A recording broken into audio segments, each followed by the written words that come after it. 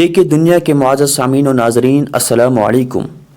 دوستو، آپ سبھی جانتے ہیں کہ میں نے تاریخ آزادی کی ایک ویڈیو اپلوڈ کیا تھا، لیکن بہت سارے لوگ یہ دیکھتے ہیں کہ اس ویڈیو پر ویوز ہے، فالوور ہیں، تبھی اس ویڈیو کو دیکھتے ہیں ورنہ سکپ کر دیتے ہیں۔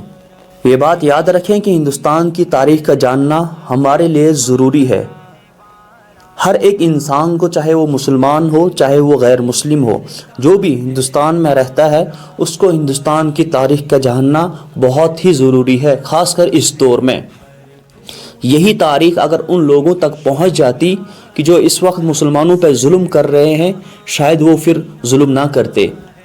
جب انہیں پتہ لگ جاتا کہ اگر مسلمان نہیں ہوتے تو آج ہم بھی نہیں ہوتے، مسلمانوں کی وجہ سے ہی ہم بھی ہندوستان میں رہ رہے ہیں، اور اس کے باوجود آج مسلمانوں پہ کس طرح کا ظلم کیا جا رہا ہے یہ سب آپ دیکھ رہے ہیں۔ یہ آپ سے گزارش کی جاتی ہے کہ اگر آپ نے ابھی تک ہمارے پیج کو فالو نہیں کیا ہے تو پیج کو فالو ضرور کریں اور ویڈیو کو آگے دوسرے لوگوں تک بھی پہنچائیں۔ پہلی ویڈیو میں یہاں تک بیان کیا گیا تھا کہ جب یتیم بچوں کو انگریزوں نے لیا اور انہیں کہا کہ ہم ان کو تعلیم دیں گے، انہیں پڑھائیں گے، انہیں کھانا کھلائیں گے، اس کے بعد دارالعلوم دیوبند قائم ہوا، کیونکہ دارالعلوم دیوبند کے جو بانی تھے انہوں نے مشورہ کیا کہ ہم ایک ایسا ادارہ قائم کریں گے جس میں بچوں کو فری تعلیم اور مفت کھانا اور رہائش کا انتظام کریں گے۔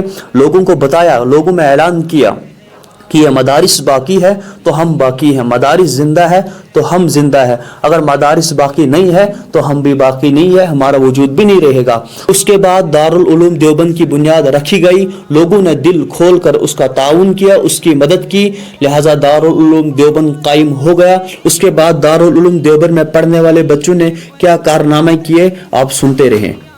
آج ہم بجا طور پر یہ کہہ سکتے ہیں کہ جنگ آزادی، اسلام کی آبیاری، وطن کی حفاظت اور اسلامی دشمن طاقتوں سے لوہا لینے کے لیے ایک تحریک کی شکل میں مجاہدین آزادی کو پیدا کرنے کے لیے دارالعلوم دیوبند کی بنیاد ڈالی گئی، اور پھر دارالعلوم دیوبند نے ایسے سپوت، ایسے بچے پیدا کیے جنہوں نے پورے ملک میں آزادی وطن کے شمع کو روشن کیا۔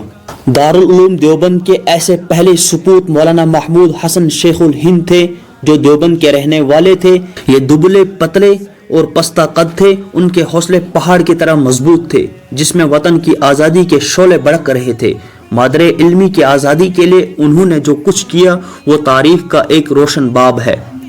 انگریز کے ایک گورنر کہا کرتے تھے کہ اگر شیخ الہند کی لاش کو جلا کر راکھ کر دیا جائے، ان کی راکھ سے بھی انگریز سے دشمنی کی بو آئے گی۔ شیخ الہند نے تحریک ریشمی رومال شروع کی، لیکن انگریزوں کا اس بات کا کوئی علم نہیں تھا کہ اس تحریک کے پیچھے اصل دماغ کس کا ہے۔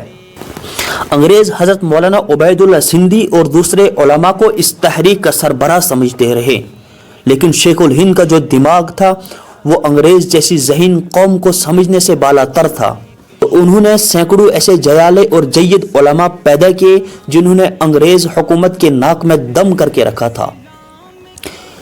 شیخ الہند کے ساتھ مالٹا میں شیخ الاسلام حضرت مولانا سید حسین احمد مدنی بھی ان کے ساتھ جیل میں تھے۔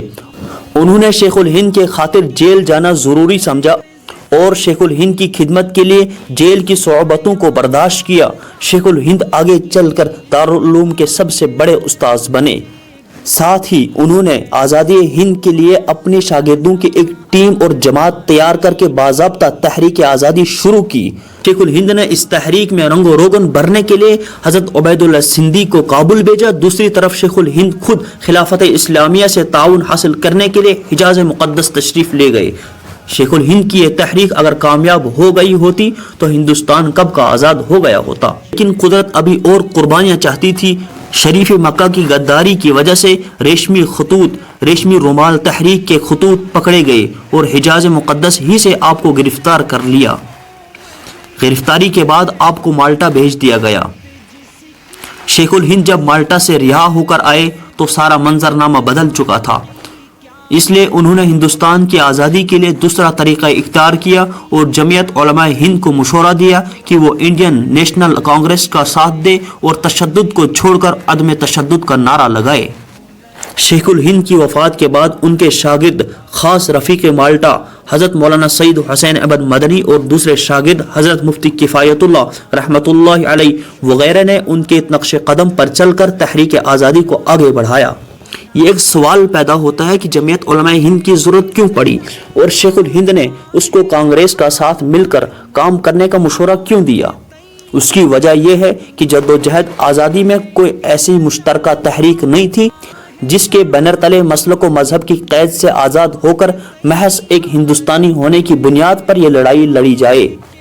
23 نومبر 1919 میں بمقام دہلی خلافت کانفرنس ہوئی، جس میں ملک کے کونے کونے سے علماء تشریف لائے، ایک جگہ سر جوڑ کر بیٹھ رہے اور اس نتیجے پر پہنچے کہ شیخ الہند کے مالٹا کی جیل سے رہائی کی اطلاعات آ رہی ہے، اس لیے ایک ایسا پلیٹ فارم ہونا چاہیے جس پر حضرت شیخ الہند ہندوستان آ کر مکمل آزادی وطن کی تحریک کو چلا سکیں۔ چنانچہ اسی وقت فیصلہ لیا اور امرتسر کے ہندوستان کے ممتاز علماء جمع ہو کر 1919 میں جمعیت علماء ہند کی بنیاد رکھی اور مفتی کفایت اللہ کو عارضی صدر بنایا گیا۔